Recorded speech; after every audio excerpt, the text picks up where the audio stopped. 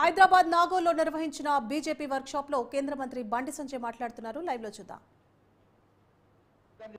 కాబట్టి ప్రతి ఓబీసీ వర్గానికి సంబంధించిన వ్యక్తి ఇలా భారతీయ జనతా పార్టీ మెంబర్షిప్ తీసుకోవాల్సిన అవసరం ఉందని చెప్పాల్సిన బాధ్యత ఉంది.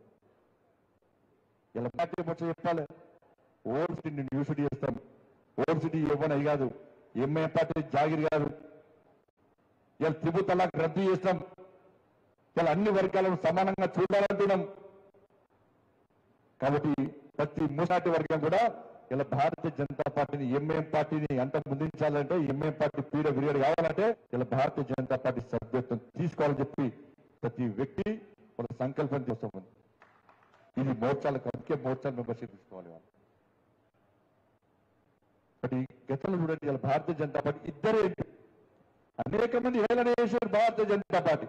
అరే ఇద్దరు ఎంపీలున్న భారతీయ పార్టీ జనసంఘ ఈ భారతీయ జనతా పార్టీ ఈ దేశంలో ఎట్లా అధికారంలో భారతీయ జనతా పార్టీ వీళ్ళు మాటలు చెప్పినప్పుడు ఏం లేదు. ఒక్కసారి ఆలోచన మనం వాస్తవాలు ఆలోచించాలి. అలా ఈ దేశంలో జనసంఘ్ లేకుంటే, జనతా పార్టీ లేకుంటే, భారతీయ జనతా పార్టీ దేశంలో ఆవిర్భించకుంటే ఇలా 3 ముక్కలు చేసిన దేశాన్ని కాంగ్రెస్ పార్టీ ఈ రోజు దేశాన్ని 7 ముక్కలు కాకుండా చేసే దౌర్భాగ్య పరిస్థితి ఈ దేశంలో నెలకొని ఉండేది ఇలా భారతీయ జనతా పార్టీ లేకుండా.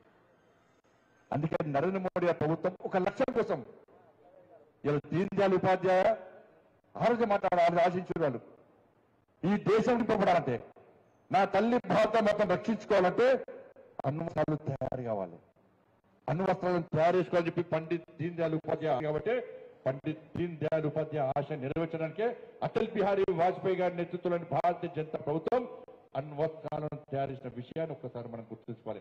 అరే 370 ఆర్టికల్ రద్దు చేయడం కోసం, 370 ఆర్టికల్ రద్దు చేయడం కోసం నా శ్యామ్ ప్రసాద్ ముఖర్జీ బలిదానం చేసింది కాబట్టి శ్యామా ప్రసాద్ ముఖర్జీ బలిదానాన్ని హృదయం ఏ శ్యామా ప్రసాద్ ముఖర్జీ 370 ఆర్టికల్ రద్దు కోసం బలిదానం ఏంటో బలిదానాన్ని పూర్తిగా తీసుకొని 370 ఆర్టికల్ రద్దు చేసిన గొప్ప వ్యక్తి ప్రియతమ నరేంద్ర మోడీ గారు.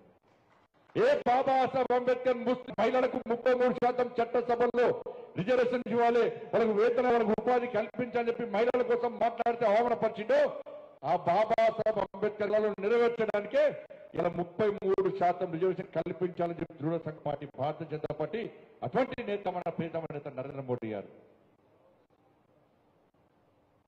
ఒక సిద్ధాంతం అన్న చిట్ట చివరి వ్యక్తులకు ప్రభుత్వం యొక్క సంక్షేమ ఫలాలు అందించాలని చెప్పి అంత్యోదయ సిద్ధాంతం కోసం చేస్తున్న పార్టీ భారతీయ జనతా పార్టీ. ఈరోజు ఇంతమంది కార్మికులు ఉన్నామంటే మనకు ఫోన్లు ఉన్నాయి, కార్లున్నాయి, పైసలున్నాయి, ఇంతవరకు ఉపాధి చేసుకుంటున్నాం, నడవడం పోవడానికి ఉన్నాయి, కమ్యూనికేషన్ వ్యవస్థ బలపడింది. ఇక్కడ దీనికంటే ముందు ఒక స్థానం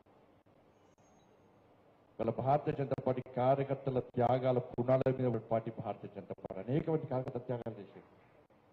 వాళ్ళ దేశంలో శ్యామా ప్రసాద్ ముఖర్జీ బలిదానం నుంచి ఇవాళ ముఖ్యంగా ఉమ్మడి ఆంధ్రప్రదేశ్ ఉన్నప్పుడు కానీ తెలంగాణ రాష్ట్రంలో కానీ అనేక మంది భారతీయ జనతా పార్టీ కార్యకర్తలు ఈ సిద్ధాంతం కోసం ఈ భారతీయ జనతా పార్టీని ఉమ్మడి ఆంధ్రప్రదేశ్ లో కానీ తెలంగాణలో మన ప్రభుత్వం రావాలి, మన రామరాజ్యం రావాలి అని చెప్పి ఒక దృఢ సంఖ్యని కష్టపడి పనిచేసిన కార్యకర్తలు అనేక మంది ఉన్నారు.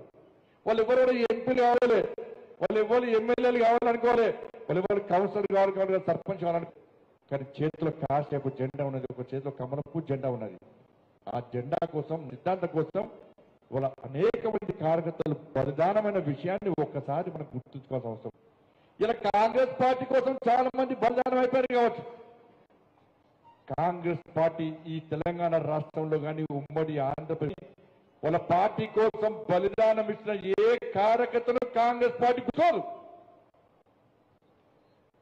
బీఆర్ఎస్ పార్టీ వాళ్ళ పాదం త్యాగం చేసిన ఏ పార్టీ కార్యకర్తలు బీఆర్ఎస్ పార్టీ తలచదు, కొల్చదు, గుర్తుంచుకోరు. కమ్యూనిస్టు పార్టీలు తలచరు, కొల్చరు, గుర్తుంచుకోరు. కానీ భారతీయ జనతా పార్టీ ఇప్పుడు కూడా ఆ రోజు భారతీయ జనతా పార్టీ కోసం నమ్మిన సిద్ధం నక్సలైట్ల చేతిలో ప్రాణ త్యాగం చేసి బుల్లెట్ల వర్షం కురిసినా కూడా